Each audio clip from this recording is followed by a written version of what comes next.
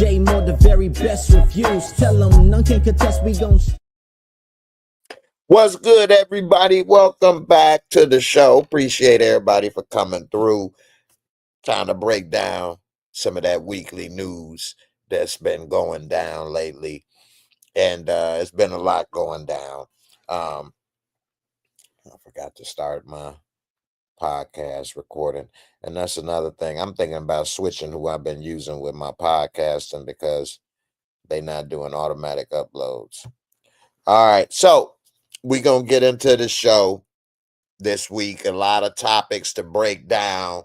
I'm going to talk about Elon Musk is finally done in the White House. I know a lot of people probably happy, but the damage may be done.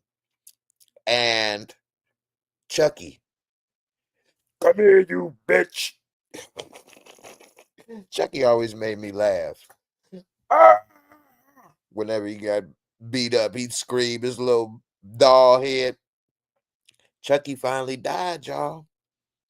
Sadly, the actor that played the Chucky doll, which I didn't know that it was an actor or something behind that, but I'm gonna get into that. He passed away, sadly. And that Diddy trial, boy, is something else, ain't it? So go ahead and get into this. Let me get to some of y'all comments right quick. Sheena, how you doing, Sheena, my girl? The lovely Sheena in the building. How you doing, mama? First in the building with the comments. I appreciate you, girl. Yeah, appreciate it for real. How you doing? We got a Blue Jay in Vegas. The stand-in for Chucky was a chomo, a cholo. Anyways, I didn't know that. He was a cholo. I thought that was a doll. I didn't know that. I mean, I know somebody was doing the voice, but I didn't know that had a person attached to that. Difficult takes a day. Yo, Jay, what's good? What's good with you, man? Difficult definitely take a day. Sometime a day or two or three or four. Dame Kenny, Dame Dollar, what's good, my friend? How you feeling, brother? Sheena, you say crazy. That's one of my favorite movies, and I never saw The Real Man. Me neither. Me neither. So don't feel crazy. Hey, I didn't know it was a man doing it. Since we talk about Chucky, well, I'll get into it and bring that article up. But I didn't know that. I mean, okay, I wasn't sitting there researching Chucky. But you would think they made, what, 10 movies of Chucky? You would think he would have got a little screen time and they'd have took a picture of him somewhere and let him know, hey, that me. J Doe, what's good? Victor Scott, what's up? What's up? You said no chomo, child mo. Oh, they fired him. Oh, well, that's a big correction, ain't it? Thank you for that correction.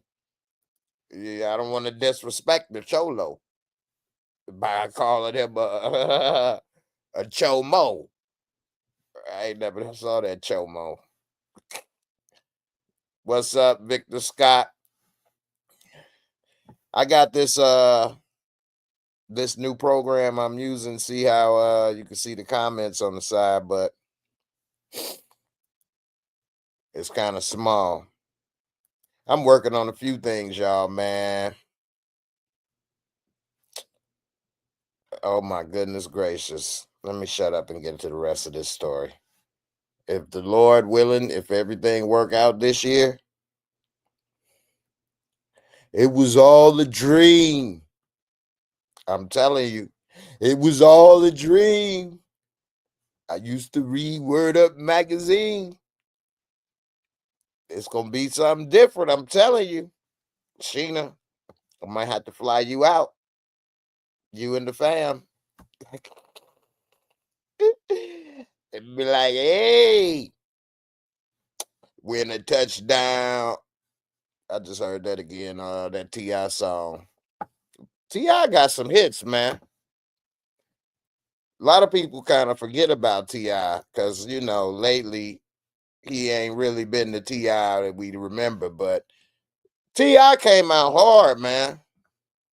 His first 3 or 4 albums, 4, something like that, man. T.I. got some hits, man. Not that anybody was disagreeing with me, but that just happened, and the other day I heard it. I'm like, damn, man, hit after hit after hit. I'm like, man, I forgot T.I. from like what, 04, 03, 04 to like 14.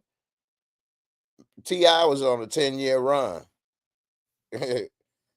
Straight up. Anyway, Ed Gale, dead at 61. Cult actor and Chucky Evil Doll performer and hit horror franchise dies as the family pays tribute. It says Chucky star Ed Gale passed away at the age of 61, with his family paying tribute. He was known as the cult actor. He appeared in over 130 movies, TV shows, and commercials. It looked like he was still coming up a little short, but he put in that work. So why they get a little dude, a Majito, to play Chucky? Why they need him? I know he wasn't the one. I know that it wasn't him running around. This little big dude. This little big dude. I know he wasn't playing Chucky. What in the world? Ah, look at him. Look at this dude. Wow.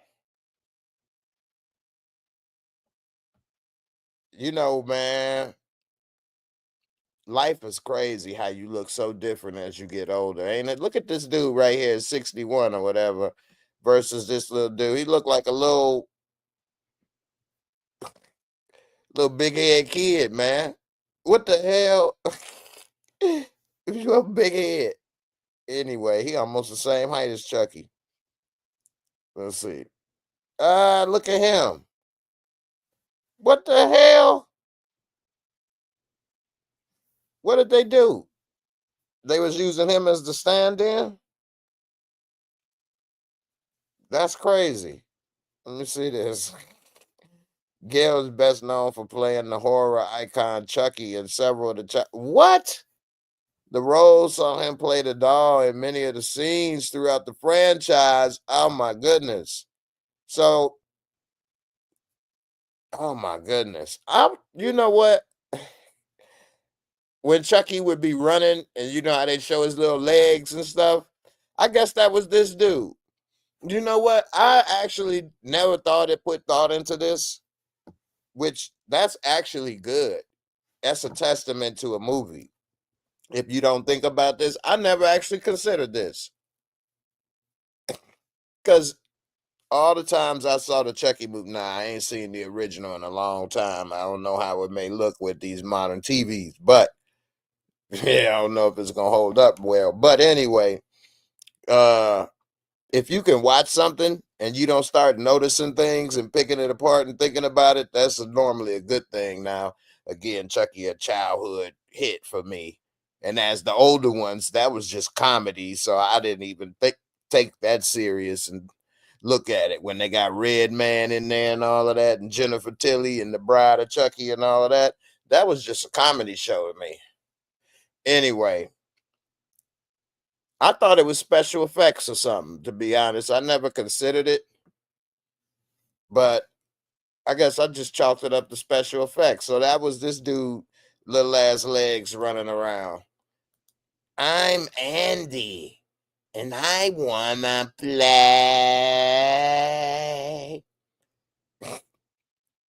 It said he had a number of other cult classics such as Howard the Duck and Chopper Chicks in Zombie Town. I ain't never heard of Choppy Chicks, Chopper Chicks, Choppy Chicks in Zombie Town.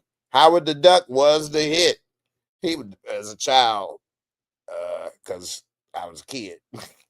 As a grown person, and they brought out a movie called Howard the Duck, I wouldn't be going to watch that. Be like, man, what the hell? I look like looking at some damn Howard the Duck. Make some wings out of that, some chicken, fried chicken. That's a big ass roast. This is real Thanksgiving. Anyway, it said Ed hitched a ride to California when he was 20 years old with $41 in a dream and never looked back. Wow. That's back when you could go to California and possibly make it. But then another billion people went there. They like, oh, well, he made it with his little ass dreams. I got some dream. I can make it too. Next thing you know, it's a billion people thought they was going to make it. $41 in a dream with his little self. Somebody could have just threw him in the trunk. He lit up the silver screens and Howard the Duck. Chopper chicks in Zombie Town. I want to see what the hell that looked like. What in the world? Chopper chicks in Zombie Town. Don't tell me it's some biker chicks killing zombies. He was born in Michigan and suffered dwarfism from birth, meaning he only grew to be 3 feet 4 inches. Wow. Acting career started at the age of 20 when he left his hometown for California to take part in several auditions. Big break came in '86 with Howard the Duck, where he played the lead role. Wow, he was Howard the Duck? Now, I figured that was probably a person in a costume. I know it was hot in that damn thing. It had to be. I think I saw the making of something of that. That's why I'm coming up with that. That big hot ass duck, boy, you better put some AC in his ass or something. Literally, blow some cold air up this month, man. Anyway, D Renee, what's good, mama? How you feeling? All right, let's go and move on. All right, so the next topic is Elon Musk is leaving the administration. And a lot of people are probably happy with that. I'm not going to complain about it. I'm definitely, I just think it's probably too late. Whatever they needed to do or get or see or change, they did it. They got it. And damn. Anyway,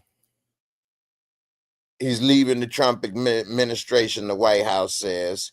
They say that billionaire Elon Musk is leaving the Trump administration after leading a tumultuous efficiency drive during which he upended several federal agencies but failed to deliver the generational savings he had sought. You know, I never in my life saw such a big turn.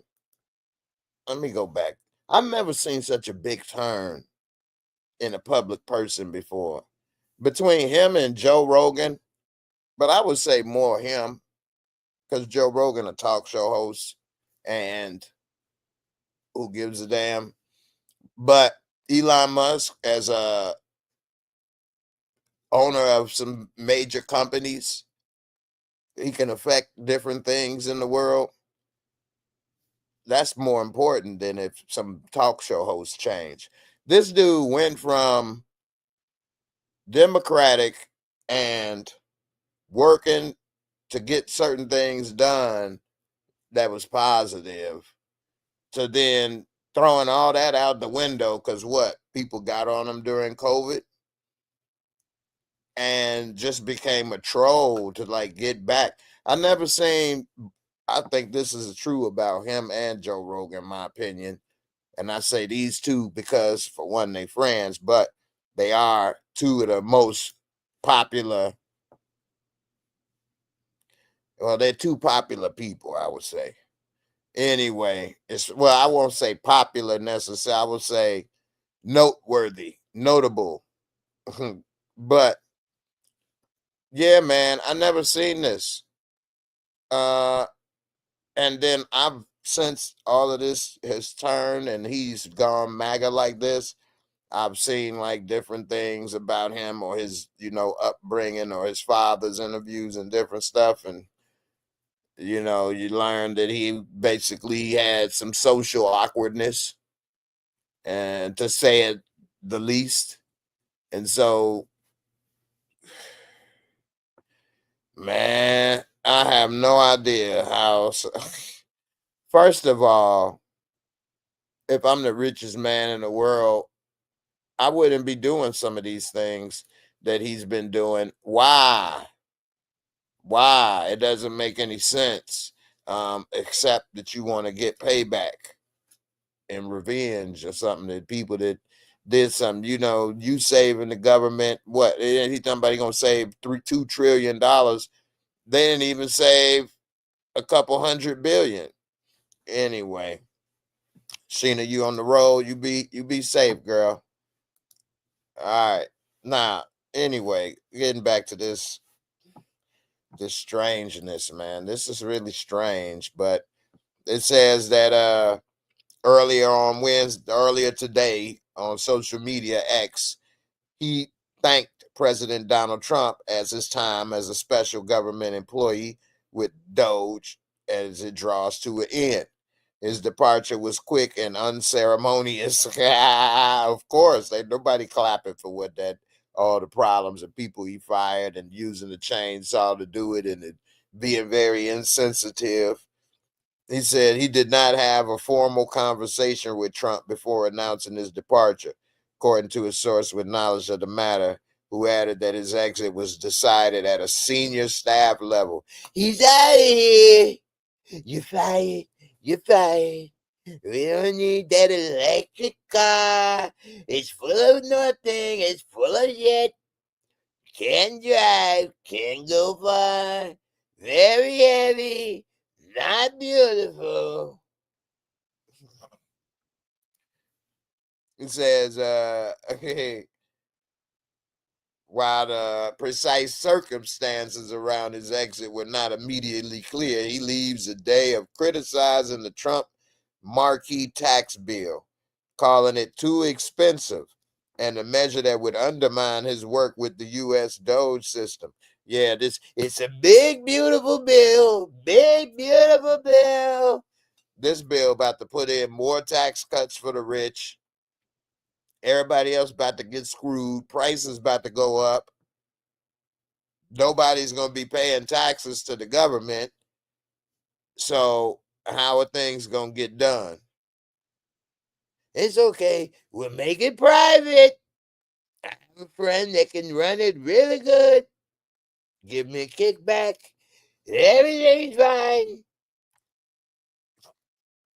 Over the last several weeks, he had butted heads in private with some cabinet level officials. He publicly attacked White House trade advisor Peter Navarro as a moron for dismissing Musk's push for zero tariffs between the U.S. and Europe, which everybody knows the way that they're going about this tariff thing is wrong. A person that's not even into finances can see this ain't working right. Now, I'm not a tariff expert, but I do know tariffs can work. But tariffs are strategic. You don't just say 120 on everything. Certain sectors, certain products, certain things you may want to protect for your country. Something that's been going on for hundreds of years, but it's strategic. You don't just throw it out, blanket statement, the whole thing. And that's insane is what that is. What's good, Rashonda? How you doing? Damian Kenny, you say Elon Musk was Trump's glorified cheerleader. Even Trump said Musk had no government authority. He had his time and it's done. Well, I agree with what you're saying, but he did have some authority though, because all of those people they fired and those agencies they closed. Now, technically, Doge supposedly had no authority, but then they closed USAID and all these other things that they did. It was maybe put as suggestions, but their suggestions were followed, which, it's a mess, man. I used to like Elon Musk to a certain level as far as his thinking on his business level, which I actually still do like that to a certain degree. Although, well, Tesla got so many other things going on. Owning Tesla stock is still profitable. I don't know. Anyway, it looks like all of that is over. He done got on people's nerves. He was only supposed to originally be there as a special government employee. And it was for what, 6 months, to say he had a 130-day mandate, special government employee. And it was supposed to expire May 30th. So he actually leaving like he's supposed to, which is something his boss didn't do. I don't have to leave. I didn't lose. So, it says the Doge mission will only strengthen over time as it becomes a way of life throughout the government, Musk said. Well, that's horrible. That's horrible because with Social Security, Medicare, Medicaid, the cuts that they're making, it's about to make it, when you make such deep cuts that you can make it where the programs don't work. And then when people complain about it and the long lines and this and that, they say, well, that's why we told you it didn't work. Let's privatize it. No, you broke it just so you can rob it. So anyway, and then the people that have went over the numbers that Doge is allegedly cut, those numbers are not accurate.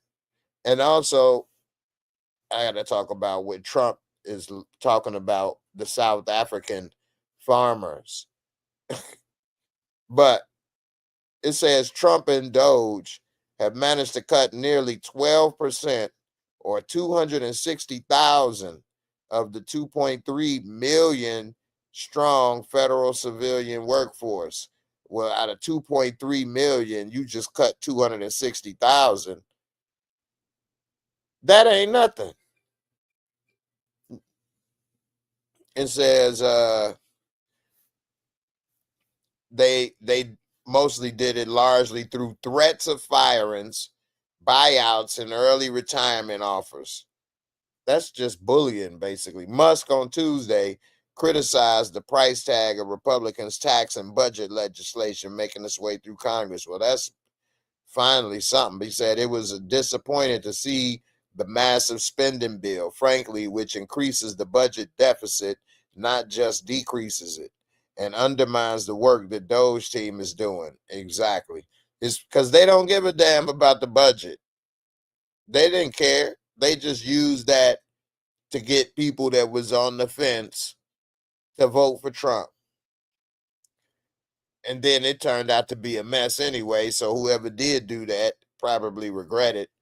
His political activities have drawn protests, and some investors have called for him to leave his work as Trump's advisor and more closely manage Tesla. Yeah, because my Tesla stock was down very much, but it's bounced back pretty good. Musk, the world's richest people, has defended his role as an unelected official after spending nearly $300 million to back Trump's presidential campaign. Wow, $300 million. Wow. And he put that on Trump's campaign and other Republicans last year. He said earlier this month he would substantially cut his political spending. I'm sure. He got pissed off. I guess he thought, well, he thought a politician was honest. Yeah, give me the campaign contributions. Don't worry, you'll get whatever you want. Give that campaign contribution. What are you talking about? I didn't make any promises. I don't remember that.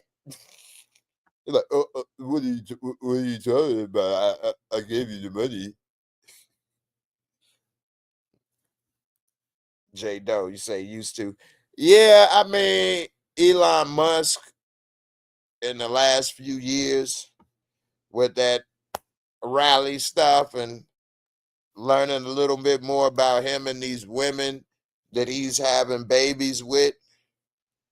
He's having women. He's he's not even having sex with the women. Why are you finding fine women to have kids with, but you don't want to date them or hit that? You just want to send your goo FedEx overnight. Stick this in there. I'll give you a check. What? This is weird.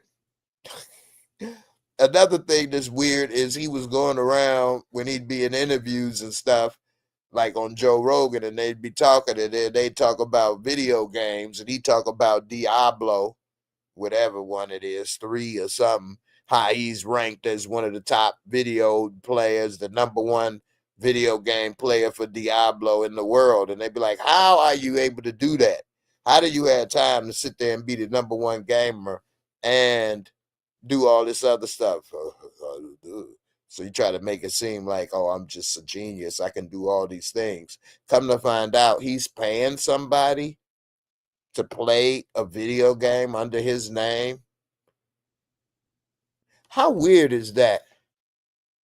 How weird is that? I wouldn't pay nobody to play no damn video game for me. That's defeating the purpose. You play it for your own enjoyment. You don't pay somebody to play it and then take the credit of their stats on a video game. Really? This is so weird in so many levels to me. And if I'm the richest man in the world, why I need some street cred on some dumbass video game? I'm #1 in Diablo. I'm the richest man in the world. Damn a Diablo. Anyway, moving on. That's just so weird to me. I don't know. Y'all think that's cool? How many of y'all, if y'all had that kind of bread, paying somebody to play video game for you? Not so you can watch it or get past something, just so you can take the credit on a video game. Yeah, I'm #1. Yeah. I know, it's amazing how I get all of this stuff done. I'm just a genius. Anyway, it's time for the main attraction. Oh, and let me put in the link if anybody want to talk about Diddy, because that's the main attraction. Diddy, yes, he did. But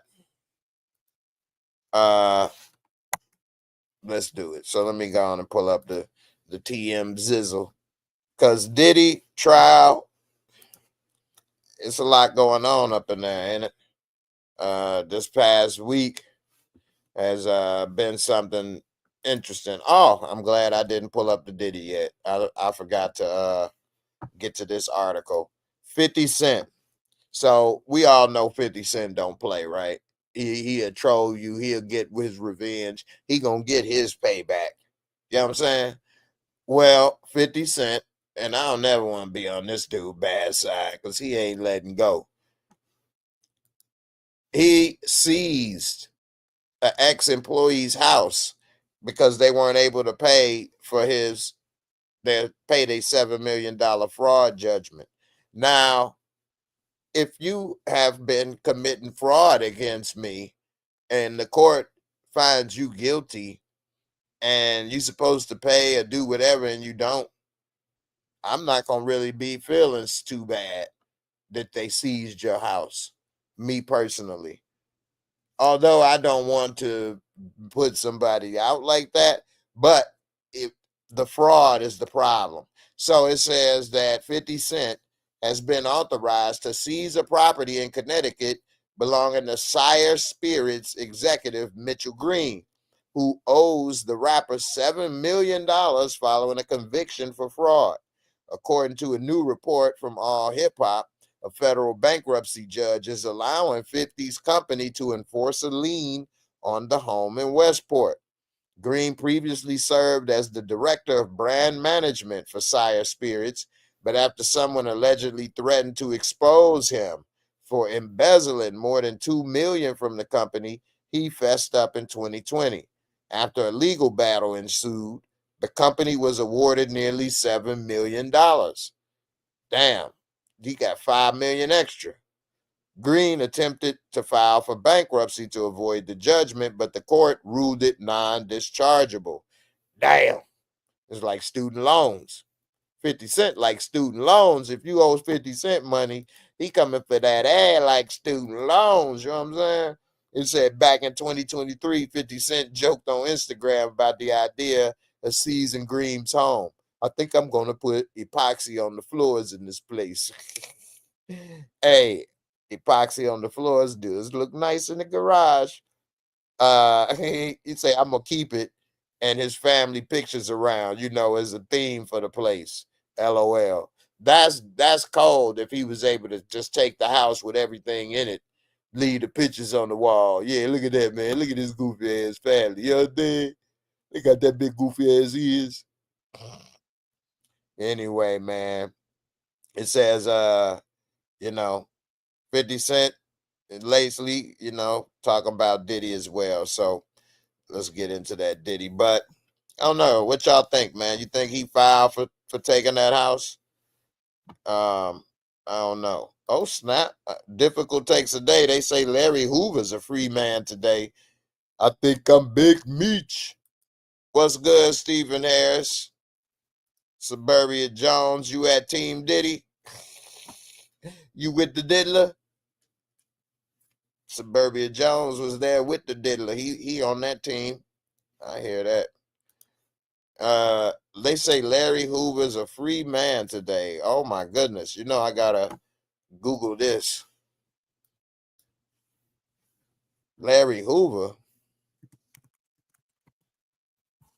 I ain't gonna believe this till I type it in and see it. Hold on.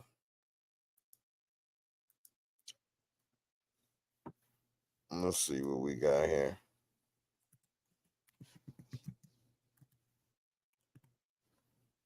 What? Get out of here. Larry Hoover. What?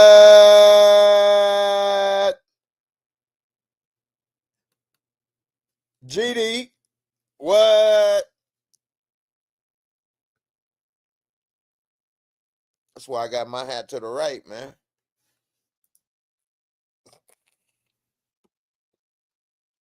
What? What? I know all that. What? I can't believe this. Larry Hoover is free. It's what? I never would have thought this would happen. I wonder what? President Trump has commuted the sentence of a notorious Chicago gang leader. Notorious, man. Larry Hoover been in jail my whole life, I believe, or since like 80s, early 80s. Gangster Disciple founder Larry Hoover was. These people out here don't even know. They done fractured the gang life in Chicago so much. There's no more organization. But let's see. Let's say Larry Hoover was serving a life sentence at a prison in Colorado. He was convicted of murder in Chicago and then later convicted on several Fed charges. He probably was, ain't that where Meech was in Colorado? Just think of that prison. Meech. Larry Hoover. He telling who else was in there. It says he will still have to serve his sentence on state charges. Oh, man. So he got the Fed pardon, but the state like, nah, you ain't going nowhere, nigga. You owe us time, nigga. And we gonna get every minute in the state of Illinois. And said attorney Jennifer Bonjean confirmed to ABC 7 Wednesday that her client Hoover is being granted clemency by the president. The White House also confirmed to ABC News. Kanye West, in President Trump's first term, he was trying to get Larry Hoover pardoned. Kanye was, and Kim K. And I thought they was insane even saying that. A judge once called Hoover one of the most notorious criminals in Illinois history, but in the recent years, his attorney argued that Hoover, now in his mid-70s, had been rehabilitated. This dude can't go out trying to be no gangbanger in his mid-70s. These young dudes will beat him up, trying to tell them something. That argument apparently resonated with President Trump, who commuted Hoover's multiple federal life sentences. Hoover still faces the remainder of a 200-year state sentence for a 1973, I told you this before I was born, for a 1973 Chicago murder. While in prison for that murder, federal prosecutors said Hoover, one of the founders of the Chicago Gangster Disciples, continued to oversee that gang. Yeah, see, a lot of people knew he still ran the streets from the prison, but really the prisons run a lot of street lives in America, because eventually you're going to end up in the pen, so you ain't doing certain things. We'll see you. Anyway, they could still have other people out on the street come see you too. Prosecutors said he was an organizational genius and ordered murders, beatings, and drug deals while behind bars. I will say the Gangster Disciples sure did take off. It says he was convicted in 97 and sentenced to 6 life sentences. He was convicted in 97. I was out of high school. He was convicted to 6 life sentences in connection with those Fed charges. And the former lead prosecutor in his federal case, Ron Safer, told ABC 7 he's disappointed Hoover has received clemency. I believe in redemption. I believe in rehabilitation. I believe in mercy. There are some crimes that are so heinous, so notorious, that they're not deserving of mercy, Safer said. Hoover still faces the remainder of a hefty sentence on state murder conviction. He would likely at some point be transferred to a prison in Illinois from the notorious Supermax prison in Colorado, where he's currently behind bars. So he'll move back to Illinois, where I guess people in Chicago or whatever can visit him easier. Because that's another thing when they put you in places like that and you from Chicago or whatever, and now you all the way there.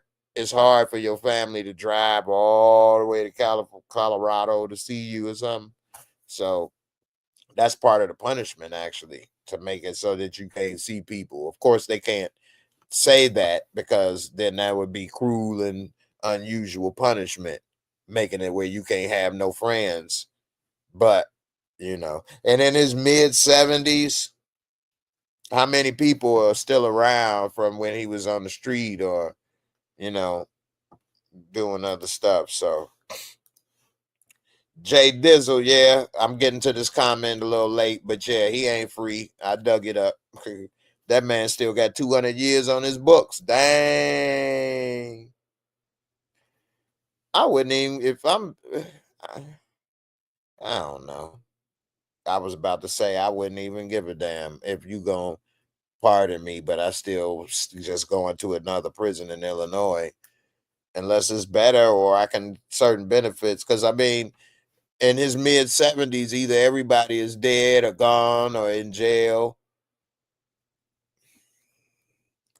Anyway, Damian Kinney Q from Day 26 group said his ex, Dawn Richard, gave him a drug she said she got from Diddy. He said he passed out and woke up in one of Diddy's twins' bed, screaming with folks laughing about it. Well, I don't know, man. Nobody can give you something. Okay, you get spiked is one thing, but if somebody say, "Hey, take this," you can say no. So, and then if they put you in the bed, I guess that's better than if you fell out somewhere and they just left you laying on the floor.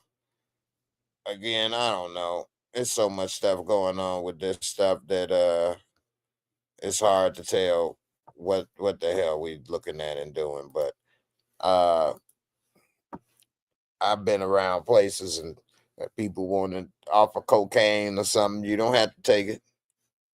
I'm good. I already had mine for the day. Yeah, it was real good. I already had my dose for the day. Anyway, let's get to the Diddy juice. So It's a lot going on. I think Cassie about to have her baby or something. I think they said she was in the hospital or something. But yeah, they said baby number 3 arrives. Baby number 3, have a baby by me, baby, be a millionaire. All right, so now they say the highlights, the defense denied the mistrial because they trying to get a mistrial. And they like, nah, ain't no mistrial. We know exactly what's going on. They had the Porsche fire damage. Kid Cudi had to go and testify. The exotic male dancer with the name The Punisher apologizes to Cassie and sorry for the freak offs. I'm sorry, Cassie, I freaked you off. It says a Diddy trial. LAPD cop testifies about Kid Cudi's call after a break-in at his house. And of course, you know, Suge Knight been going in on Diddy in this trial. I know he happy about it. So let's talk about the Punisher right quick. Which, in a way, he kind of getting away because his real name ain't the Punisher. And if he going by that, he kind of getting away with his name not really being dragged in the mud. But he is here putting his face to it, talking about Cassie. It says his name. Here's his name. But this should be, I guess the Punisher is more interesting than Sheree Hayes. If my name was Sheree, I might be the Punisher too. Anyway, he was an exotic male dancer known as the Punisher, and he's apologizing to Cassie for his role with Diddy and some of them freak-offs. He said he went on CNN, said he was sorry to Cassie for any suffering he may have caused her, explaining that at the time he had no idea or indication that she was having a bad experience. Which is my point I was saying the other day, that I believe she may be jealous of how Young Miami got put on and got all these things, and she didn't. Now, I'm not saying that she could have been having a bad experience but played along, because who knows? Maybe Diddy might have put a foot in her again, kicking her and beating her, so maybe she played along. But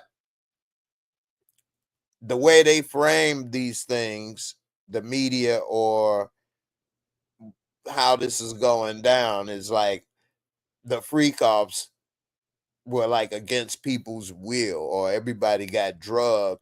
Next thing they knew, they was getting freaked off or something. Whereas I think a lot of these people, it's people that like freaky stuff and do this stuff. They do. It's women that like this stuff. They do. And having sex with a bunch of dudes or women, it's not against the law. Technically, it's not. Having a threesome ain't against the law. So if he's there and she's into it, you know, how would he know? I can see some of that maybe. This dude, wow, he was getting paid to smash Cassie and them. I guess I'm glad I didn't get involved in certain things in life. I might have been getting paid to, except for when Diddy came and said, "Let me get some of that." I'd be like, "Hold on, man, you paying me for her? You ain't getting touch none of this. No, I don't want none of your drinks and none of that. Don't oil me down."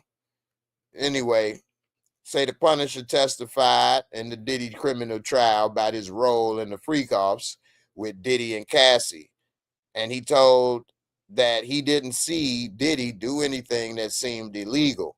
But after learning, Cassie told jurors she was being blackmailed and threatened to participate in the freak off, he's offering up his apology, which that's something, how would he know that?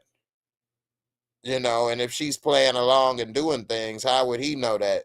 And if she was being blackmailed, then it's not about being jealous of Young Miami, and I'll be wrong and I stand corrected. But it's kind of hard to tell with some of this stuff, you know?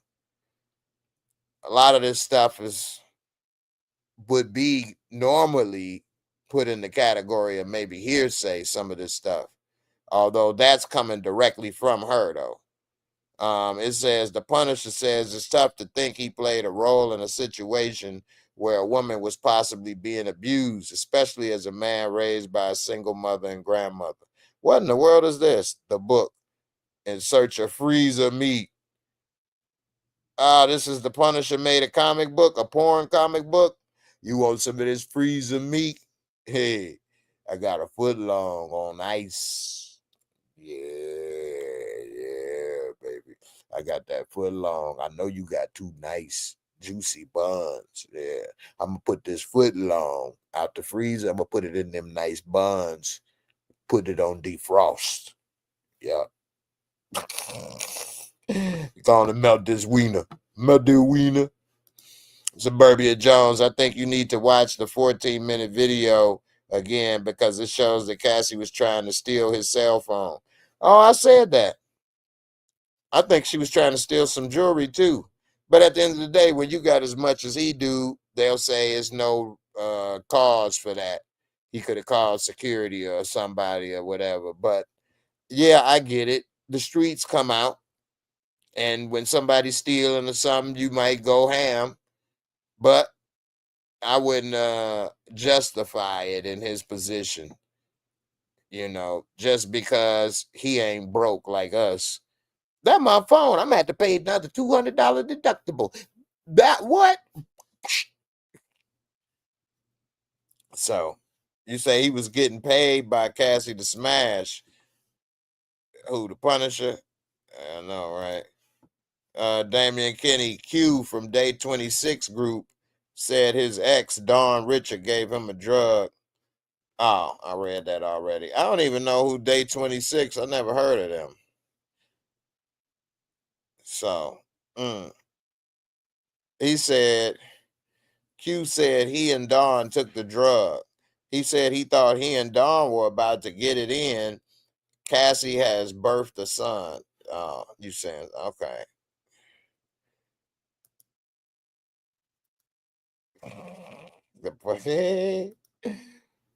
Yes, sir. Yes, sir. Anyway, he putting his face in it. Hayes even wrote a book about his 30-year career. 30 years as a top tier. How you know what level you is? I wasn't on street corners. Okay, I didn't do that. I was on Craigslist, goddammit. I was top tier. I worked for cowboys, for cow angels, for cowgirls, cowboys, whatever the hell that was. That's what I was on the show. I was on Showtime, goddammit. Top tier. All right. Top tier exotic dancer, including several passages references his experiences with Diddy and Cassie. And he says he's remorseful and regretful for any contributions he may have made to a bad experience. Sorry you enjoy that, baby. Yeah, that's something right there. Yeah. So Diddy trying to get a mistrial, but it didn't work. Kid Cudi had to testify. And it say Diddy defense lawyer cried out for a mistrial Wednesday today after a witness revealed fingerprints connected to the alleged break-in at Kid Cudi's Hollywood Hills house had been destroyed. An arson investigator was testifying about the Molotov cocktail thrown into Kid Cudi's car back in January 2012. Damn, 2012. Wow. Prosecutors believe the device was thrown at the behest of Diddy in a jealous rage over Cassie. Wow. They melted his damn sunroof. I thought the car burned down.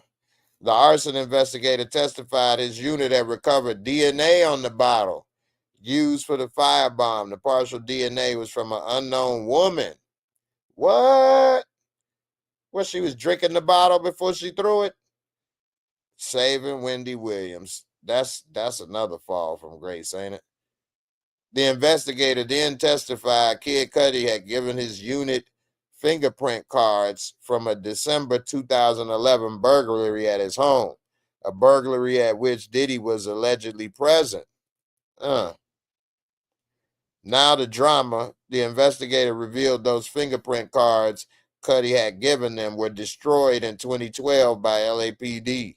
The defense jumped on this, claiming it could be exculpatory evidence if the fingerprints at the burglary didn't match the fingerprints at the arson scene.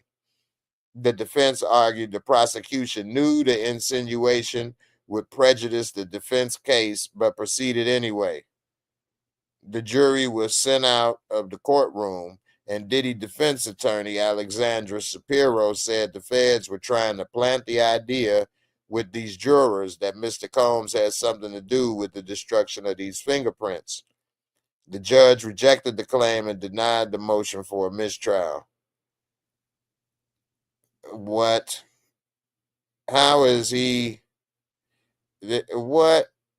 I need a mistrial. Diddy, come on, man. Diddy trying, ain't he? What is this? They say Diddy's. Oh my goodness. So they say right here, the jurors at the bombshell Diddy trial learned disgusting ways he likes his burgers, as ex-employees testify. What is wrong with somebody? How could a person be doing so much stuff? Diddy bizarrely puts applesauce on cheeseburgers. That is disgusting. What? First of all, I'm a grown-ass man. What the hell I got some applesauce around? I ain't in the senior care living facility yet. Applesauce. That's, oops. That's crazy. First of all, I don't even eat no damn applesauce. I don't even know. I got the Mott's. Hey, you got that Mott's on deck with the pink cocaine? Ah, yeah, let's do that. Anyway, they're saying, ugh. Wait, where'd it go? That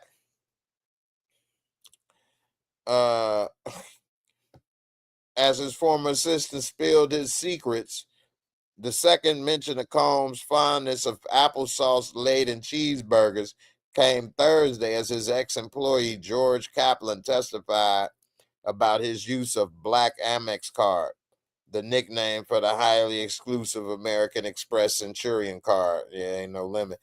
Kaplan told defense attorney Mark Agnafilo that Combs' staff used the card to buy everything the music mogul requested, including baby oil, yacht leases, and villas.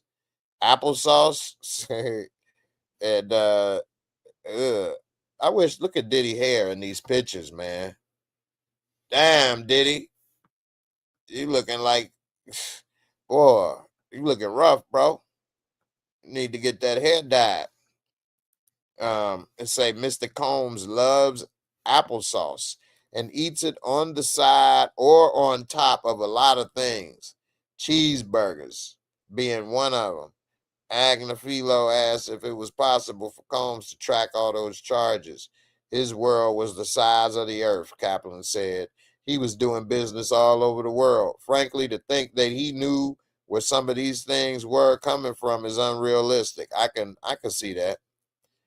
The eccentric applesauce burger pairing also came up Tuesday as David James, another of Combs' former assistants, testified about his time working for the hip-hop star.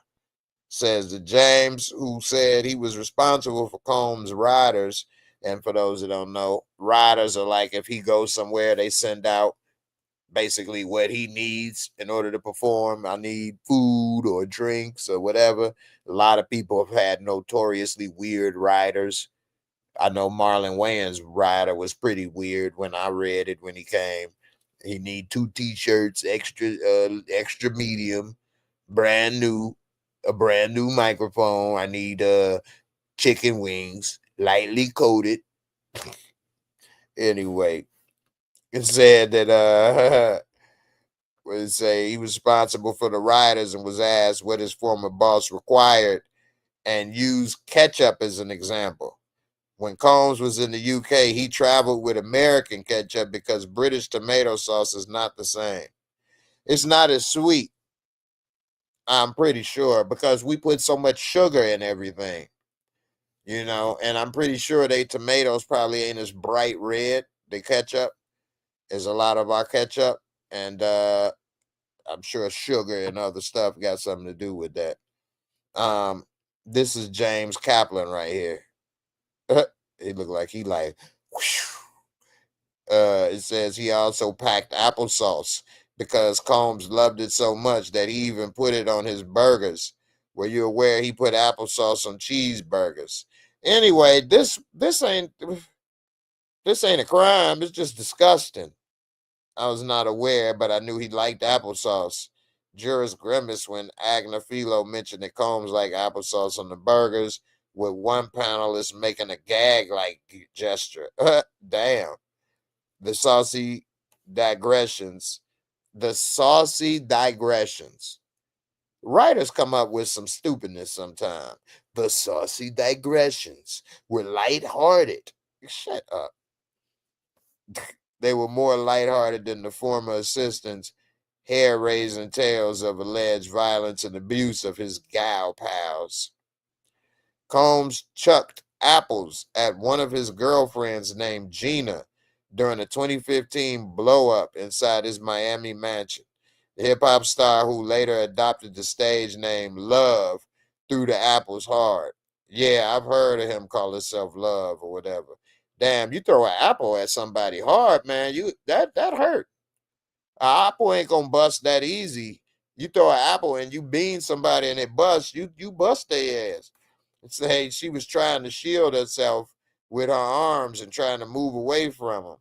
Kaplan said the apples were a decoration in the mansion's entryway. He didn't even know whether they were real or fake. The former assistant also testified about chaos breaking out during the 2015 fight between Combs and Cassie on his private jet. Damn, man. This dude's fighting everywhere, ain't he? He said Combs and Cassie were behind a partition on the jet when he heard a glass crash and shatter. I looked over my right shoulder. I saw Mr. Combs standing over Cassie. He's a bully. They're trying to print. They're painting him out to be a bully. I'm not saying he not. That's what is coming off to me. He said he saw Ventura on her back with her legs hyped up in an attempt to create space between her and Combs.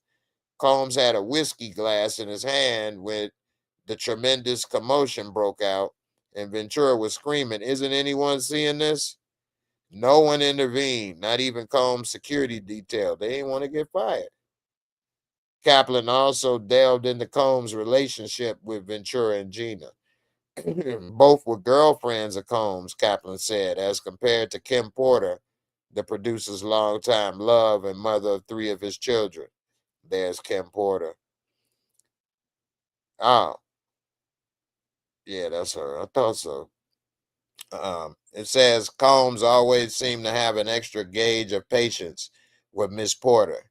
Well, she was there from the beginning, so she knew him before he had some real success. It says Miss Porter seemed to make Mr. Combs really happy, even when he was otherwise not. He wasn't going around treating everybody poorly all the time, but he treated her in a really special manner, different to how he treated others. Combs, 55, has pleaded not guilty to charges including racketeering, conspiracy, and traffic of the Punani. Man, damn. I'm not from New York, of course. And I know some people, I didn't talk to like my girl Gina once, and we was talking, this is before the Diddy trial though. And how, Puffy, they had the sound of New York for the 90s and this and that, which, it does kind of make it hard to listen to some Biggie songs and you hear some take that, take that. But yeah, man. Damn, man. Puffy, I wasn't a big fan of that, but it is kind of messed up that he was behaving in a way that pretty much helped everything come crumbling down. So yeah, that's messed up. But anyway, Young Slim, what's good, fam? Suburbia Jones, I don't think it takes 10 to 20 years to call the police. I know, right? Yeah, because that happened in what, 2011? I was still walking then.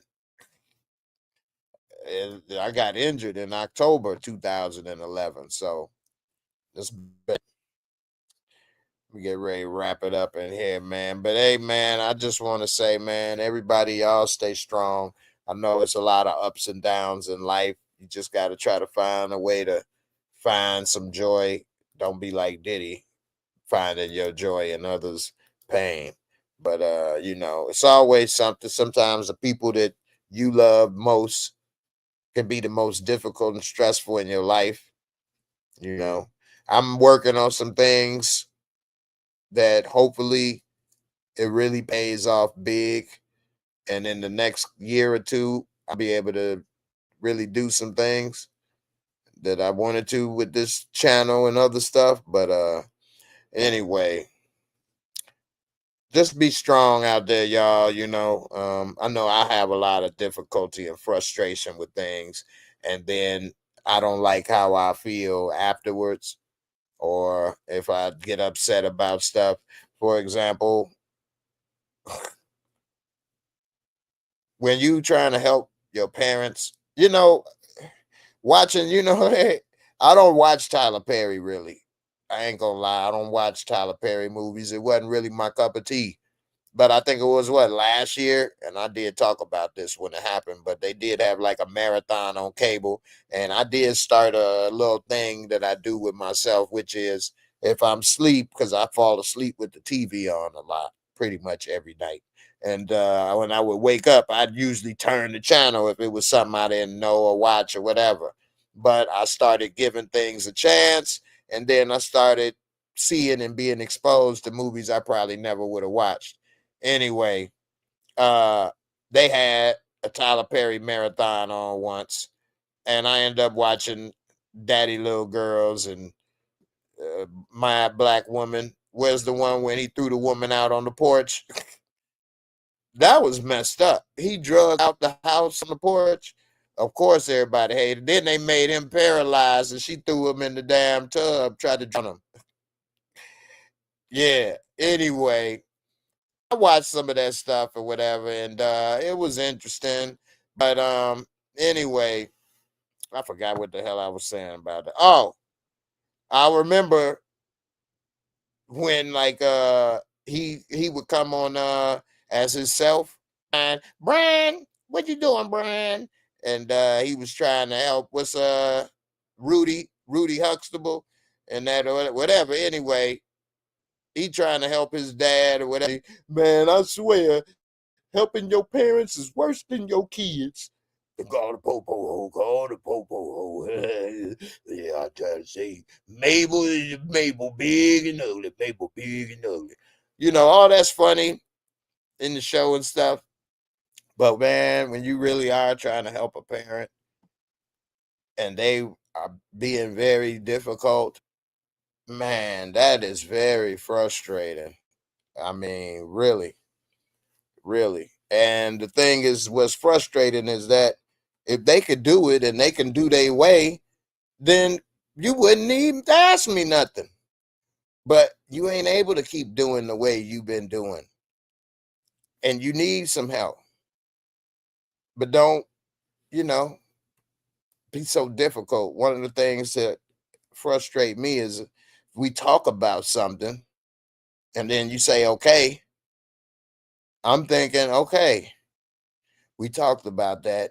It's going to be better. And then that same night, not even a week or two later, you back doing whatever. What was that? What did we just do? What is this?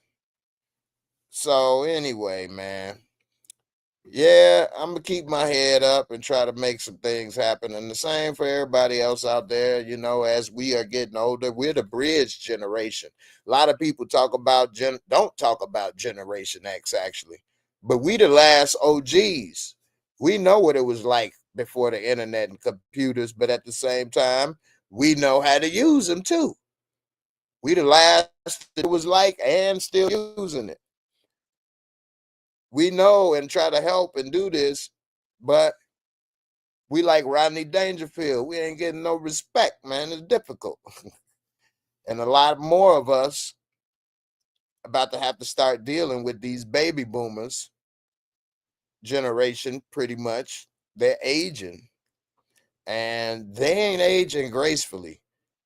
The baby boomers, they big babies. They some big babies. And we were raised by baby boomers. The baby boomers was raised by the greatest generation who didn't really give them no love or attention. And they was out free. So we the last ones that our parents, they wasn't checking on us like kids today and monitoring everything. Shoot, you got your key? You know how to walk home? Be home when the street lights come out. Come on. And that was it. They ain't give a damn what you was doing. Ask how your day went as a kid, going, walking around looking for you. So it was a totally different thing with that generation, but they are spoiled, man. They were the generation with the flower power, the hippies doing acid. They the first ones using drugs. They was the one against the establishment. Then what happened when Reagan got in there? They became the establishment. Now they don't want to get out of power. They don't want to stop. They don't want to listen. They big babies, man. Big babies, man. But got to still try to help them, love them, and all of that. But man, they are spoiled. They are spoiled bunch. They really are. And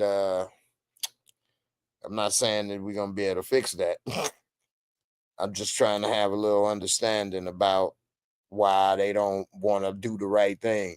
Like I used to tell my son, you don't go to school for me.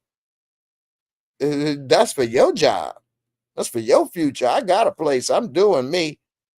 You the one need these grades. You the one need some information in your head. You know, you the one, like I tell my pops, you the one need to put your feet up for you. You sit on the side of the bed all day, all night with the lights on and doing then when you have problems and then look surprised, like how many times, like you gotta anyway.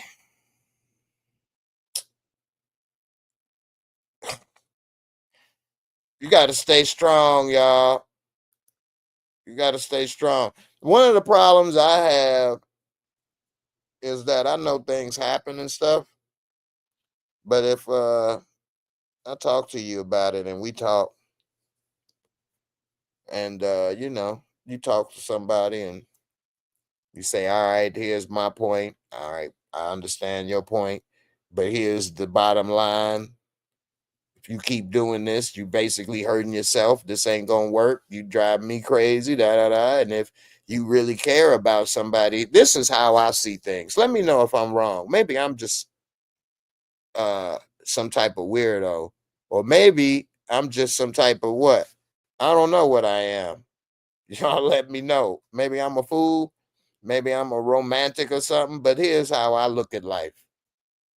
If you are my friend or my woman or my family member that I care about, and because I care about you as a friend, family member, whatever, if I'm doing something and you tell me, hey, when you do this, that, and the other, or when you say this, that, and the other, or come at me like this, I don't like that. It make me feel a certain way. It hurt me, whatever the case.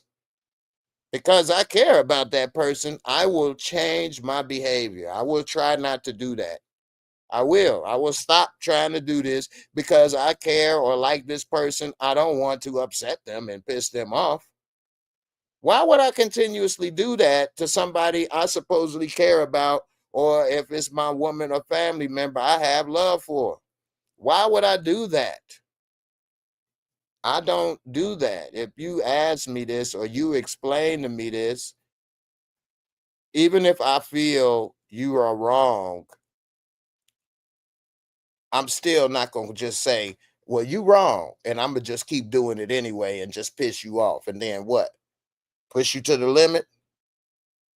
I wouldn't do that. Anyway, like I say, maybe I'm wrong, but if somebody I know or care about is asking me something to change my behavior, especially if it's for my best interest, I would change that behavior. I've done it before. I'll do it again. You know, I'm single, but if I did have a lady here with me laying in the bed and she said, Jay, when you get up at 3 in the morning and start working on the computer, I don't like that. Could you not do that? Okay, I may still do it, but here's the deal. I wouldn't turn on the lights and I wouldn't do it in the bed or something. I'd try to move out quietly, go in another room, close the door, not make so much noise, and do you see what I'm saying? I'd try to do it differently. And then if it was something that was hurting me, which then frustrate them, I just would stop. Anyway, maybe I'm a weirdo, but that's just me. I would try to stop that. J Doe, you say, but you once put me on the spot asking me my feelings on Elon. I don't remember that. But what did I say? Your feelings on Elon. I mean, people change. So when I may have asked you that person sure ain't this person that we saw with these MAGA hats and doing these salutes. Dude straight tweaked out, pranked out, crash out bucket. Suburbia Jones, she better be paying half the rent. All right, here's the deal on that in relationships. All right, this is how I feel on this. And this is a complicated question. I think you should be paying half as if you're a man and you get with a woman. I think she should be paying half, but it should be based on a few things. One, how old are we? Two, are we married? And three, did I have this place before I met you? If I had this before I met you, these bills was paid before you. They gonna be paid after you. I don't want you thinking that your little whatever is how this is making it work. No, if you with me and I already got this place, and I'm talking about now, I'm older, I'm grown. Not to say, this or that, but I'm not gonna, if I do meet a woman and she stayed with me, I wouldn't charge her right now. Next month, the first month free. That's what I'm saying. I wouldn't charge. No, real talk, I wouldn't charge her at all. Now, if we decided to move somewhere else together, then yeah, we putting in. Now, this is ours together. Yeah, you putting in on this, because if I buy it all and it's all on me, then it's all mine. Do you want that? I mean, I don't know. Maybe you do. I mean, I guess it's all mine still in this situation, but you ain't paying nothing. I don't know. Now, when I was younger, we both in our 20s trying to make it working. Neither one of us got nothing. Hell yeah, you paying your half. What I look like? I make the same amount of money as you. I'm supposed to pay all the rent and you get your check and play and go shopping while I'm paying all these damn bills like a fool and trying to come up with gas money. Nah, that ain't gonna fly. I wouldn't do that. And when I did live with a woman in my younger 20s, you damn right you paying half. What I like, I can't afford to pay all the bills by myself, and you got me messed up. I ain't old school like that. I say we bridging the gap, but we ain't gotta be old school. That's something my father generation would have did. But then again, the mom would have been cooking, cleaning. Cooking and cleaning ain't that much for me though, to be honest with you. It ain't that. I'm not a very messy person. I don't like leaving a mess and stuff everywhere. So you ain't got a lot of cooking and cleaning for me. I don't eat but once a day. I don't be snacking and eating stuff all damn day. My pops, he eating something all day. All day he eating something, snacking on something, eating something, spilling something, dropping something. You wouldn't have to do that. I ain't dropping crumbs everywhere, eating this, snacking that, middle of the night, doing this, first thing in the morning, eating that, drinking a pot of coffee, spilling this, doing that, ants everywhere, doing this, doing that, be sitting there. What? What? What? Anyway, so I don't see the value so much in that. It's only me. You ain't cleaning up behind a bunch of kids. You only cooking with me, and you probably won't cook whatever. And then what? Only enough for one? Usually at least enough for two. Anyway, so Suburbia Jones, let's see what you say. You say when a man marries a woman, I didn't get to the married part yet, too. That's a good one. I explained two single ways in different ages, but I forgot the married part. But you say when a man marries a woman and gets a divorce, he is still required to pay for the things he did when they were together, and a man does not. Well, that's not as simple as you put it. It depends on the state, depends on the income, it depends on how long they were married, it depends on if they got kids. It is a lot of factors that go into that. Depending on how much money you make. You are working stiff, or you work at Walmart and you married and you get a divorce, they probably ain't making him pay her no alimony type stuff. Alimony can be if she don't have a job and things, but marriage is a different level. So here's what I say about marriage and paying the bills. I think that if you are married, that whatever you agree upon is how it should go. But the key is whatever you agree upon. I ain't just doing a cop out. Like if you agree in your marriage that you gonna be at home or do this or that, and this person gonna work, and it could be the man or the woman that's at home doing whatever, working or not working. But if that's what y'all agree upon, that's fine. Now, if it just happened, y'all both had a job, one get laid off and never go back, and then the other person frustrated and stuff, that's different. But if y'all married, you agree on stuff. I think marriage is the ultimate agreement, compromise. So whatever you agree on, some people agree on a threesome. Some people agree on all kind of stuff. You agree on what you gonna live or do whatever. So you agree, hey, I'm gonna pay the rent, you pay the utility bills, or hey, I'm gonna pay all the bills, you buy the food, you pay for the car or buy this stuff or whatever y'all agree upon. Just stick to the agreement. Pay your bills.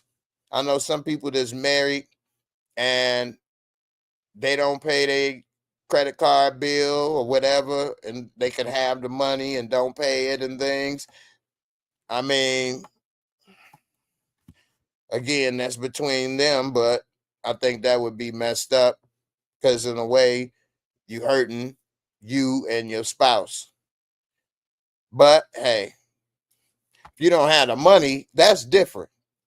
If you have the money and you ain't paying it, that's another thing. Slim Thugger, you say I work at Walmart. Hey, I'm not saying there's nothing wrong with Walmart. I'm just saying it's a difference, it's levels. Now, if you work at Walmart, meaning you are a working stiff, you are the regular man, nothing wrong with that. I doubt they'd be trying to put you on alimony unless you getting, six figures or something, or unless she doesn't have anything, no money at all. She doesn't work. She been living with you all this time, and then you get a divorce. Shouldn't you have to pay that woman something? I think so. What's she supposed to do? Let her die? I'm done with you.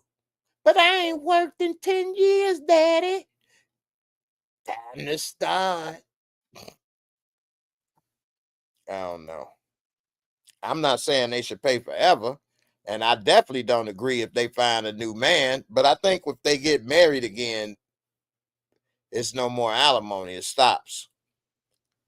Young Slim, LOL. How come every time I'm in the kitchen, you in the kitchen? I wish I was in the kitchen right now. I'm getting hungry, man.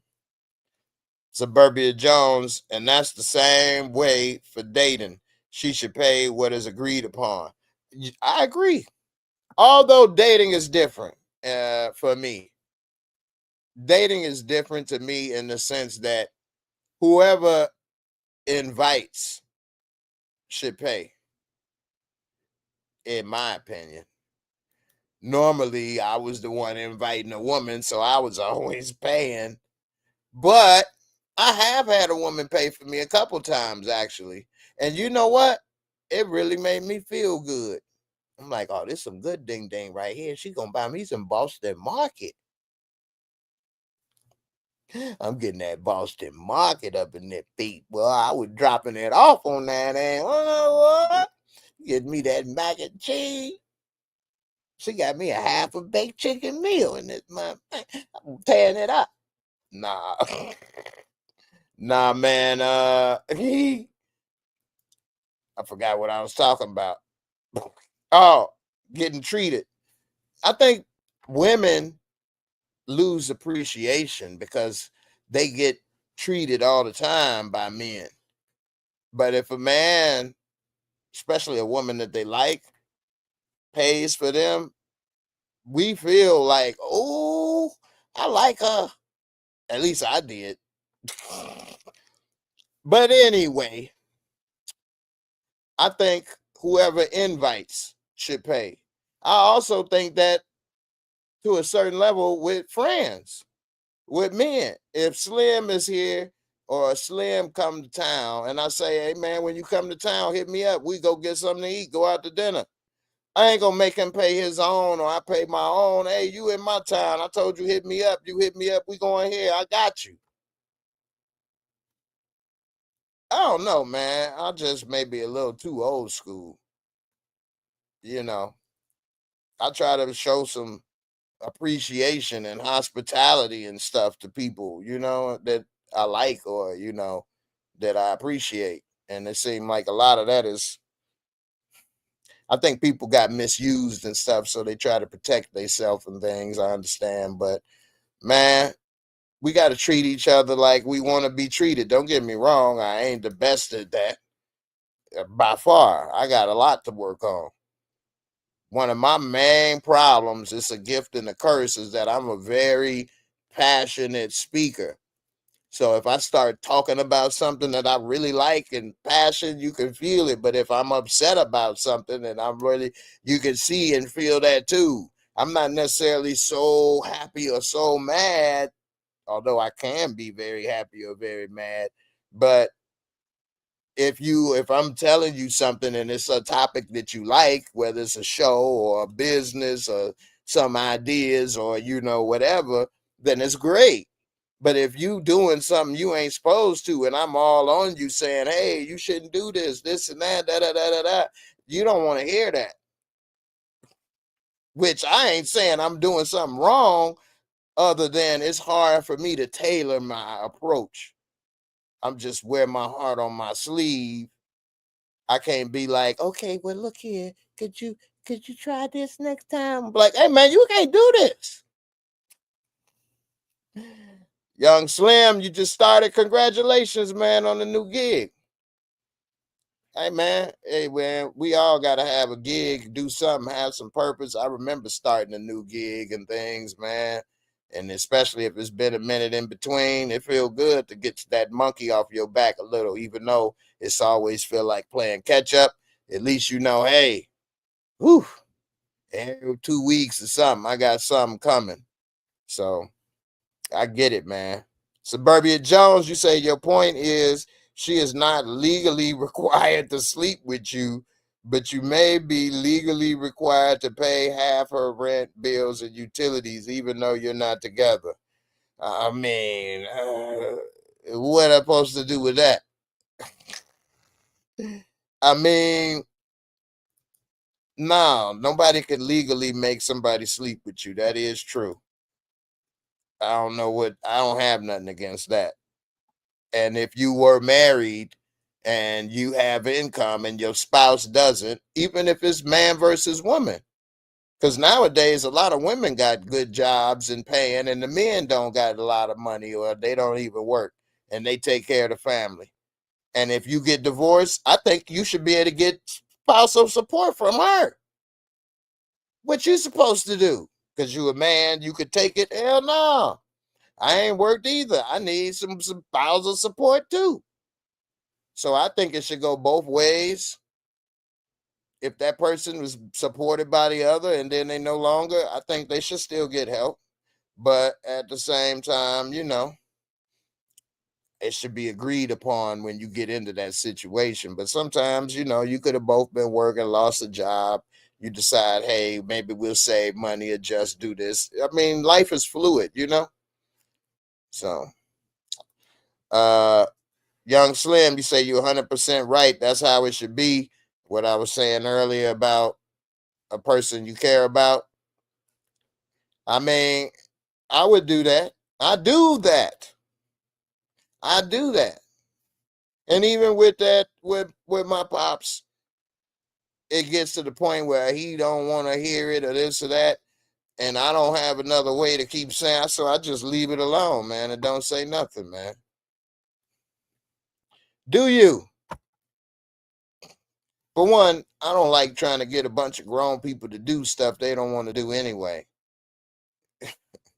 I used to work in management at jobs and supervisors and stuff. And, you don't want to do it, don't do it. I just don't like if this costing me or you dragging me in it. Suburbia Jones, you say that's why you make her pay her share of the bills when you together. Boy, you single, ain't you? I mean, I am too. It could be a lot of reasons why somebody's single, but boy, you want them to pay like they weigh, don't you? You must got that ding ding on deck, don't you? Suburbia Jones hung low. You gonna pay for this. Suburbia Jones / Ron Jeremy. You say most women, Suburbia Jones, most women practice hypergamy, so they're gonna look for a man doing better than themselves. Well, I think women are easily influenced. Well, first of all, I think people are easily influenced. First of all, manipulated. It's some very strong things that most humans have behaviors are subject to that you could be manipulated by. I've watched a lot of YouTube videos and seen people talk about these type of things, and with AI and computers and different things, algorithms, they're manipulating us in a lot of ways.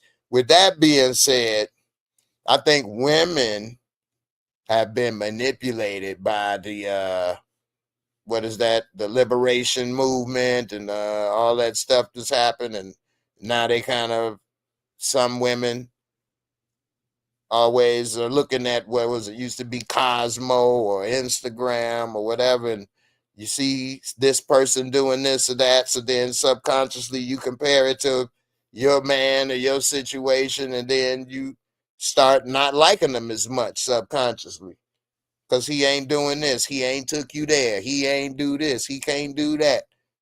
And then slowly but surely, some women and men, they start not liking their spouse. This is a problem with social media because even if you're looking at stuff subconsciously, a lot of people don't understand how the subconscious works. But if you keep looking at a bunch of fine women on Instagram, eventually your woman ain't gonna be that cute. Subconsciously, you're not gonna be liking her as much as you used to.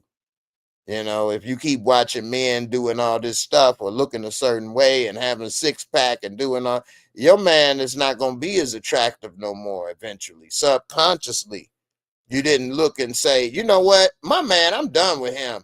This Instagram model is what I want. People don't do that consciously.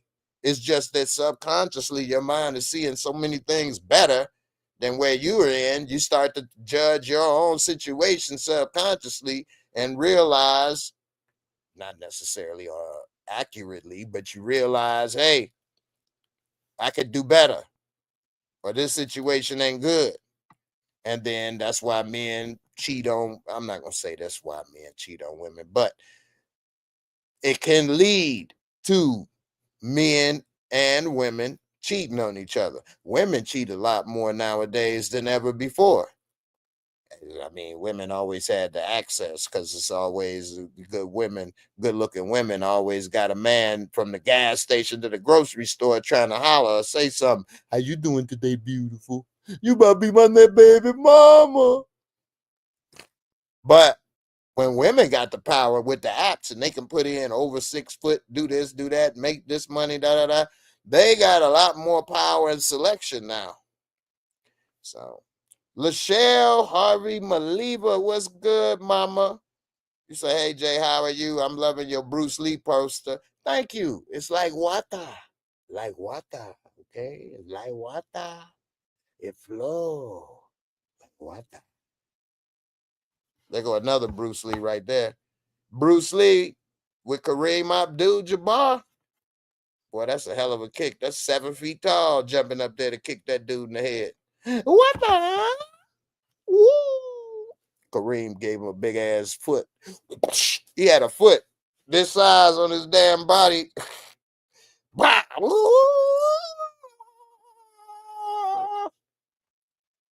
Man, life is crazy though, man. Speaking of Kareem, he was at, last time I saw him, he was at the Lakers celebration for LeBron breaking his record. To see Kareem on a cane, damn, man. Kareem Abdul-Jabbar, 70 years old almost, and on a cane. Yeah, man. That's life, man. It's crazy, man. Kareem is on a cane and old and bent over. Damn. He had heart problems. Young Slim, like Chris Rock say, I'm accustomed. This is my, I'm accustomed. I'm accustomed that. I ain't read that right, I guess. I don't remember the joke. Lachelle, you say, yeah, I have a lot of posters and books. Man, I got so many posters and stuff all around my house. My mom, she want me to take stuff down. I'm like, why you worry about my walls in my house? Why this bothering you? Say Bruce was very intelligent. Yeah, I got his book. And yeah. Uh-oh. My damn computer talking about force quit. Oh, shoot. I got too many tabs open, I guess. Anyway, it's about time to wrap this up pretty soon. What else was I going to say? Oh, it was another article. What was we just talking about? Bruce Lee. What else? It was something I was about to say. What is it that, oh, shoot. My damn computer is about to try to crash. Oh, man. Oh, man. Did you all hear about this story? Hey, man. It's wild in these streets, for real. I'm glad I did go through this before I leave. So, how many of you all know about Rallies, the restaurant, or Checkers? In Chicago, it was called Checkers, but here in Indianapolis, it's called Rallies. And they got the double drive-throughs. Everybody know they got them fries, the seasoned fries, and all of that. Well, anyway, this dude was at Rallies arguing about his order. Let me close some of these tabs, man. This damn computer trying to. He arguing about his order, and let me tell you what happened next. All right, close these tabs, and damn, man, my back and my butt is starting to hurt too, so I'm gonna have to make some adjustments. What happens is, man, I be having spasms and stuff. My damn legs and back and stuff be spazzing up and tweaking and stuff. It's very uncomfortable. Anyway, See, I'm spazzing now. I'm about to spaz like this checkers worker. This dude said, "Oh, I'm a puss. I'm a punani. Oh, you call me a puss?" And the checkers employee he climbed out the drive-through window. He ain't come out the store through the door. This Negro climbed through the window, climbed out the drive-through window, pulled out his gun, and blasted dude point blank in the chest and killed him because of mayonnaise, because they forgot his mayonnaise package, the mayo. Hold the mayo. He said, "You a puss." Oh, I'm a puss. And that's something I learned at a young age too. Watch who you talking to, please. Yeah, you may be able to fight, you may this or that. You don't know what somebody going through, what they ready to do, prank out. You think he gonna do? A lot of people I noticing, especially here in Indiana, swear a job gonna protect them. You know how many people got killed on the job, or as this dude did, kill somebody while he's on the job. A dispute over mayonnaise led an employee at Checkers to shoot the customer to death outside the joint in Florida.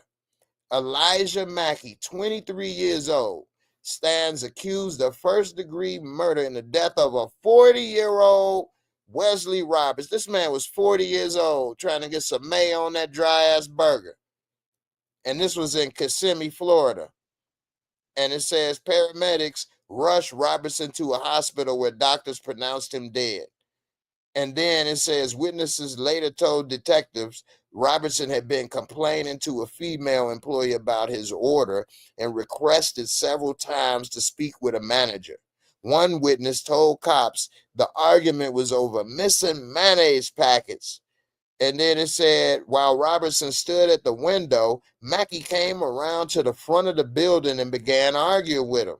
During the spat, witnesses believe Robertson called Mackey a pussaliah, and a bitch. Mackey allegedly said, "Oh, I'm a puss," and pulled out a gun and shot him in the chest. Damn. But you know what? That is a puss move. It is, because if you was really a G, you'd have punched that man in the face. But then he might have came back and you'd had to fight. And then, a puss don't want that because they might lose. So I'm going to just shoot you and run away. Proving that you was right. It said he ran away but returned to grab his backpack before fleeing again. Cops later found him hiding under a stairwell at a nearby hotel. This fool ain't know what to do. He gonna hide under the stairs, the people under the stairs. And then when they got him and pulled him out, the deputy said he had the gun on him and asked, "Is dude okay?" "No, Negro, you just shot him." But see, I don't like to say this because I don't know if this is true. And I don't want to say this because sometimes people think I'm trying to put the other down.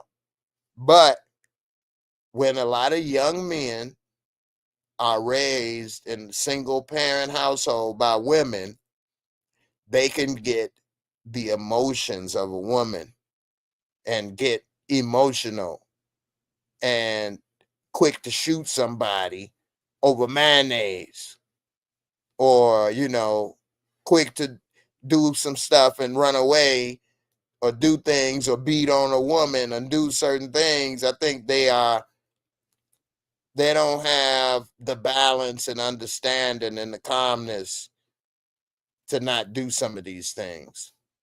I'm not trying to blame a woman for it, because it does take two to raise a child. I actually would like to probably place blame on that movement that made a lot of women feel they didn't need no man, because of course that was started by a lot of gay women. So of course they didn't feel that the women's lived. And then they got to the black women and this and that and anything. Anyway, I don't agree with a lot of that stuff, making them think they strong and don't need nobody, when that's not the case. Everybody want to be with somebody. And then also the main problem is when the government stepped in to be the daddy.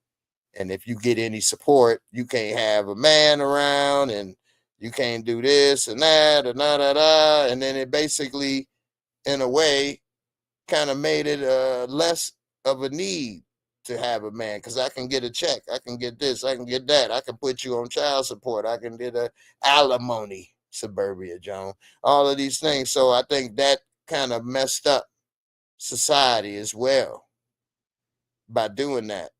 I mean, if you get some support, why you can't have a man? Oh, because if you had a man, he should pay, he should help. Oh, well, if he can't help, you can't have no man. Oh, what, you gonna have a life? You gonna have a man and a family and friends, but you can't pay your bills and you need support from Uncle Sam? No. Until you get a job and you get education and you do better, you can't have no man live with you. You can't have no love and support and family. If you do have kids, the daddy can't be around or we won't help. It's either us or them. That's crazy. I get it to a certain extent because of corruption and things. So you got to try to make rules and things to try to protect institutions and government and businesses. But at the same time, this stuff is not better for society, in my opinion. I just don't think that's better for society. If you got a man living there, just don't get as much help, maybe. Or, you know, they can figure out ways, structure to do things or whatever. Help them both. This is for society. Then they do it as taxpayers losing if everybody is working or everybody has a place to live or everybody can do something positive. That helps society. That helps everyone. It doesn't matter if we use taxpayer funding to get people off the street. Everybody in them areas would enjoy not having the people on the street. It helps everybody. If more people work, guess what? That means they get paychecks, right? Guess what? We get taxed out our paychecks, right? Guess what? It's more money for the government. So it's not a loss. If you paying and supporting and doing this, and then they can then get on their feet, move on, then not need the support eventually, that's a plus for everyone in society. So, you know, crazy. Yvonne Cox, yeah, this story crazy about these inmates that escaped. You say, well, he like the 10 inmates who escaped and they found the one on the bus stop sleeping. Because that's the thing, man. When you in there, you can't wait to get out. And then when you get out, you realize, oh, shit, I ain't got no money. I ain't got nobody coming to pick me up. I don't got nowhere to go. I don't have nowhere to go. And you know what? Society is cold, y'all. If you, all of us, we watching this on the internet, so I'm assuming everybody got the internet. You got some type of cell phone or something, so you doing to a certain level something. But if you ain't got that and you out there on them streets, boy, it's cold, cold world out there. Cold, cold world out there, man. So, yeah, man. Speaking of cold, cold world out there, be careful out there, y'all. If y'all drive Uber or Lyft, my older brother, 20 years older than me, drives Lyft, which that's a whole nother thing. But anyway, this morning, some people carjacked him. They was young, 18 or something to 20s, early in the morning. He pick them up, give them a ride to their location. They talking, chilling, whatever. When they get out, one was sitting in the front with him, one was sitting in the back. When they get to the spot, the one in the back get out, open the front door, put the gun to his head. The one in the front put the gun to his side. They take his phone, they take his keys. They didn't take his wallet and money. I guess, you know, people don't carry cash no more and trying to go around the ATMs and stuff. Then you got abduction and kidnapping and it may not work, and you on camera at these ATMs and doing. I guess that's more problems than it's worth these days. But I've been robbed at gunpoint before in the car. They didn't take my car, but they took everything else. But man, when somebody got the drop on you seated in the car, this ain't no movie. It's nothing you can really do. You can test it, but why? And ain't nothing fun about that gun when it's on you. You just got to be calm and hope it's over with. It seemed like it's taking forever, but it ain't. And just got to be careful, man, out here. It's probably going to get worse with AI about to take so many jobs and robots and automation and things. I don't know, man. Got to be careful out here, y'all. Be safe. Keep that head on a swivel. Suburbia Jones, yeah, I'm going to run for president. I'm going to clean up these streets for real, for real. It's so bad out here. This is interesting, but it's so bad out here that a Gen Xer, which of course is my generation. I hate that my generation we kind of in the gap because a lot of us are not very computer savvy because it wasn't out when we was out. And then the things that we do is changing. And so we gonna have some adjustments. But this person started a business where he stands in line for people. $38 an hour to wait in line, including waiting for the Diddy trial. You want tickets to the Diddy trial? I'll wait in line for you. I'll get the tickets, $38 an hour. And when I get there, I'll give you the tickets. What's up? I mean, in a way, that's a great idea, ain't it? He can stand in line and people pay. I'm thinking I should start a business or a website, line stander or something. And instead of bystander, hey, call it bystander. And if whatever concert or event or whatever, you can hire somebody to stand in line for you and make it where you can have a bid system. Well, I'll pay you $5 to stand in line for, the damn new cheeseburger deluxe. But I pay you $100 an hour to wait in line for Taylor Swift. And I'll just take a small percentage, 50%. That's fair. Nah, man. But yeah, man, this is sadly something that may be happening where people are going to be pawns for people that do have. So the have-nots will be pawns for the have. I got so much money and I got better things to do with my time. But you wait in line all damn day because you ain't worth a damn. You worth $38, so you wait in line for me all day. And when you get there, let me know and I'll pick it up and then I'll go enjoy whatever it is you waited in line for. That's got to be so boring.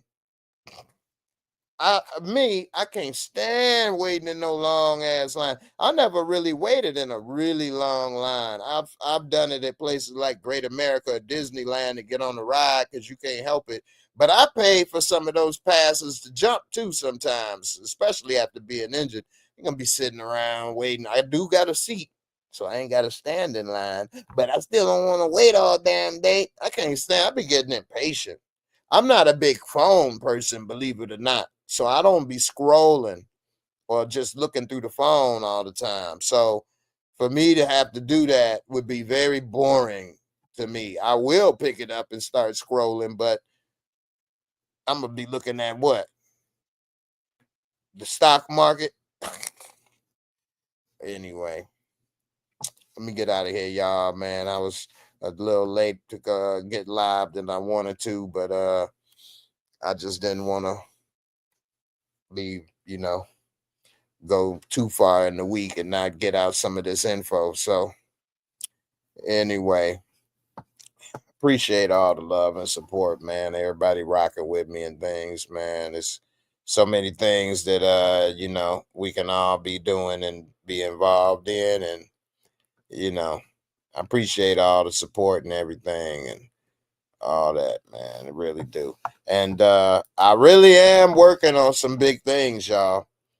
I'm trying to work on this app that I'm working on and making, that if it turns out the way it's supposed to, the game gonna change for everybody. For everybody. Straight up. Anyway, y'all have a good one. My damn back is spazzing so much. I gotta lay down, man. I know I'm a good actor. Y'all couldn't even tell how much I'm in pain right now. I wouldn't say so much pain, but it's very uncomfortable. And it's not a good feeling. But anyway, let me go ahead and lay it down. Then back, lay it down. That's that old 8-ball MJG. Shout out to Larry Hoover. You almost made it out. Everybody, I appreciate all the love and support, man. And y'all have a good one. Thank you, everybody. I just hit 35K subscribers. It took a long time. I've been doing this 8 years. I did have a lot of momentum in the beginning. Hey, things change. But all of y'all still riding with me to the end. We're going to roll till the wheels fall off in this piece. You know what I'm saying? So we rolling, y'all. And I appreciate it, man. Suburbia Jones, Dame Kenny, Tracy Hicks, Juan Marley, Lachelle, my girl Sheena. I hope you got where you going, girl. I know you don't like my short 1 hour videos. Hope I talked long enough and you got where you was going safely. Big Bird was good, fam. And all of y'all have a good evening. And I'll be back. You can rent it at your local video store. I'll be back, baby. Wild Wild West, mother. Y'all don't know where I got that from. You can rent it at your local video store. You heard me? I'll be back. Since I ain't got time to wait, I'm going to tell y'all that was off Deep Cover, which is really, damn, man. That's like Larry Fishburne or Lawrence Fishburne only like solo lead movie really that I could think of. And he nailed that movie. Deep Cover is a cult classic to me. Good acting, smooth storyline. Deep Cover is a good movie. Anyway. Yeah, Damian Kinney, Deep Cover. Deep Cover is a good movie, man. You would think he would have had a whole lot of movies like that afterwards and become an action star. But he didn't. Anyway, not that he had a bad career now, you know. Larry, he been acting his whole life, so he was in Cornbread Earl and Me. You killed my cornbread. You killed my cornbread. It's cornbread. Cornbread. All right, y'all. Let me get up out of here. I'm shit. Pardon my French. Good grief.